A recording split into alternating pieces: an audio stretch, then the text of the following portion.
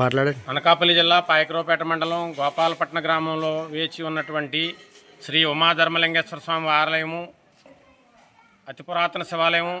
దీన్ని ఇప్పుడు ఈ యుగంలో సీతమ్మవారి కొండ అని పిలువబడుచున్నది. ఈ కొండకు చుట్టుపక్కల గ్రామస్తులందరూ సహకారంతో అన్ని గ్రామస్తుల నుంచి ఈ కొండకు విచ్చేసి అన్నదాన కార్యక్రమానికి ఆగస్టు నెల వరకు కూడా అన్నదాతలు ముందుకొచ్చి ప్రతి వారం ఖర్చులతో ఈ అన్నప్రసాదం ప్రతి సోమవారం ఏర్పాటు చేస్తున్నారు.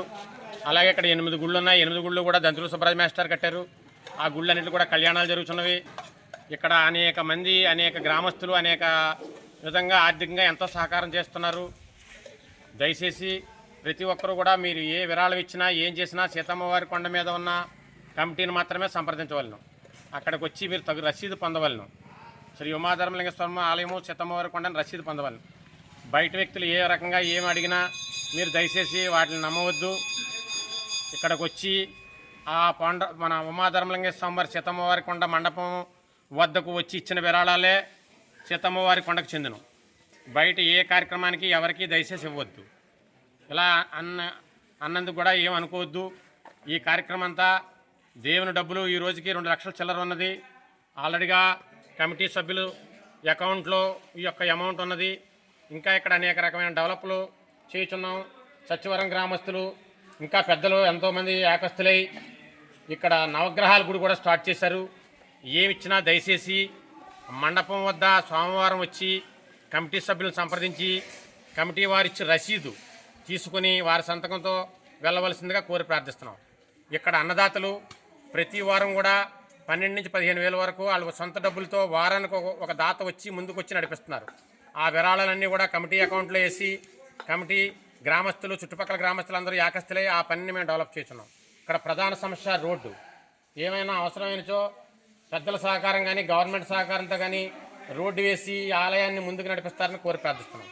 దయచేసి ఇతర వ్యక్తులు ఎవరిని నమ్మవద్దు. దయచేసి ఏ విరాళం ఇచ్చినా మా కమిటీ సభ్యులు ఎవరిని సంప్రదించినా తగు రసీదు తీసుకొని ఈ యొక్క ఆలయాన్ని అభివృద్ధికి ముందుకు నడిపిస్తారని కోరి ప్రార్థిస్తున్నాం. అలాగే నా నెంబర్ కూడా ఇక్కడ ట్రోల్ అవుతుంది.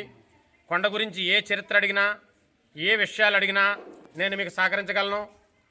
అలాగే తుని రైల్వే స్టేషన్లోకి మీరు వచ్చినట్లయితే మేము కొండ పరిసర ప్రాంతాలన్నీ చూపించి ఆలయ చరిత్ర మీకు చెప్పగలం. ఇక్కడికి 10 కిలోమీటర్ల దూరంలో తుని రైల్వే స్టేషన్ ఉన్నది. ఆర్టీసీ కాంప్లెక్స్ ఉన్నది. పాయకరావుపేట నుంచి మీరు సీతమ్మవారి కొండ గోపాలపట్నం అంటే పాయకరావుపేట మంగవరం రోడ్లోకి వచ్చినట్లయితే మీరు కొండ ఆలయం అడ్రస్ అన్నీ చెప్తారు. కింద నా నెంబర్ ఇస్తున్నాను. దయచేసి సీతమ్మవారి కొండ గురించి ఏ విషయంలో కావలసినా ఏ విధమైన మీకు పుట్టి రోజుల్లో కూడా భోజన సదుపాయం కూడా మేము ఏర్పాటు చేస్తాం. ఎంతమంది వచ్చినా మాకు ముందుగా రోజు ముందు చెప్పాలి. దయచేసి నా నెంబర్ కింద ట్రోల్ అవుద్ది. ఆ నెంబర్కి చేసి మా యొక్క సహాయ సహకారాలు మీరు ఉపయోగించుకుంటారని కోరి ప్రార్థిస్తున్నాం. అలాగే ఇది ఒకరితో నడిపింది కాదు.